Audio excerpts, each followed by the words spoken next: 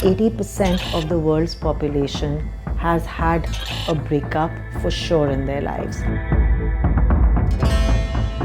The first thing what a person feels is denial.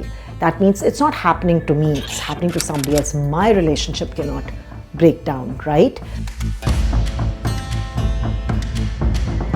I see a lot of couples doing this very big mistake in this culture of instant gratification that we have today, to immediately start dating or to immediately start to find another relationship.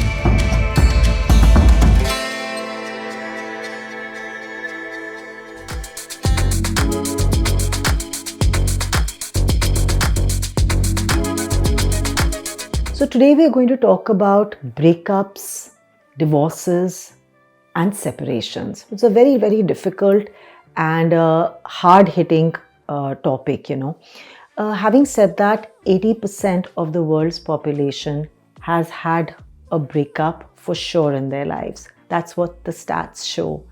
And also 1 out of 100 marriages in India end up in a divorce.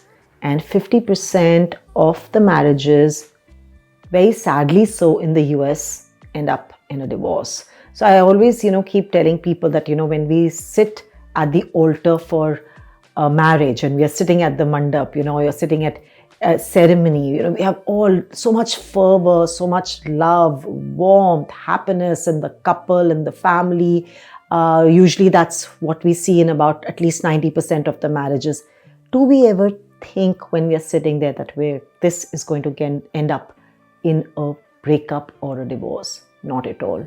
Right? But we have these stark, large figures staring at us saying that so many divorces are happening, and especially so after COVID, we saw a large number of divorces being filed statistically, specifically in Gen X as well. Right? So what starts happening after a breakup to a person? Of course, the first thing what a person feels is denial. That means it's not happening to me, it's happening to somebody else. My relationship cannot break down, right? Then is bargaining. When you start to bargain, saying, let me see how I can save this relationship. So these are, the various phases of grief which one starts to feel. Then, of course, you have anger, where you're feeling that there's feelings of anger, there's feelings of self-doubt, there's feelings of resentment and depression. And then effectively, it's only then that you end up accepting what is really happening to you. So what really ends up happening once the long-term relationship breaks up, whether it ends up in a divorce, it could be an ugly patch, or it could be a difficult litigation, or it could be simply an amicable, understanding a divorce with a mutual consent. Any one of these, it takes a very, very hard-hitting emotional toll on both the partners. It's a very difficult situation to see something you've built with your own hands actually breaking down. It's traumatic. And what do we do after that? So the first step is to start to heal yourself. I see a lot of couples doing this very big mistake in this culture of instant gratification that we have today, to immediately start dating or to immediately start to find another relationship. No, that's not the right way at all. You need to give a hiatus, a pause, to start to heal yourself.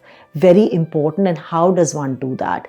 One is, please understand that all of us do have a support structure. So make sure that you have a good support structure in place to make sure that you start to develop a good routine back, which involves good amount of exercise, because that allows us to release positive hormones like serotonin, which make us feel good, right? Start doing some breath work, start doing some meditative, meditations or some mindfulness, which allows your mind and body to focus. Another very important aspect is to understand what really happened. It's very easy to, have the blame game going, but it's also very important to understand that it is two people who made this relationship. So some more, some less, but it is important to understand what has actually caused this breakdown of this relationship, which will in turn help you grow. Self-growth is what is most important, specifically after you're coming after a long relationship which has broken down.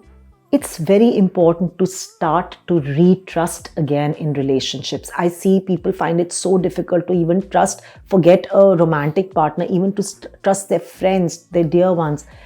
Firstly, accept what has happened to you and start to understand and process the emotions, right? Rebuilding trust takes a little while. Take it step by step. Start to heal yourself. Start to take baby steps with developing either newer relationships and also newer friendships, and also rekindling your older friendships, investing more time in them.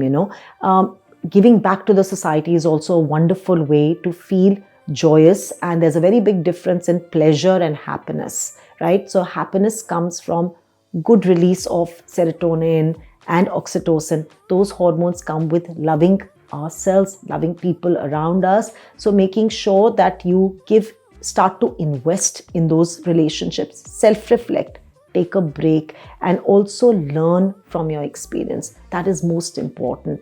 And it's a great idea to take therapy, go to a therapist who will help you understand what were your learning lessons from this failure of this relationship, and yet to build another relationship back again. So take a little while before you date again, and trust me, it will happen organically. And once you are a strong person, your vibrations, you're emotionally strong, your vibrations are strong, then only you are going to attract the correct partner with the correct vibrations. Avoid getting into negative coping habits such as alcohol, smoking, substances. That's the first thing what people end up finding solace in. No, find solace in meditative practices, mindfulness, yourself.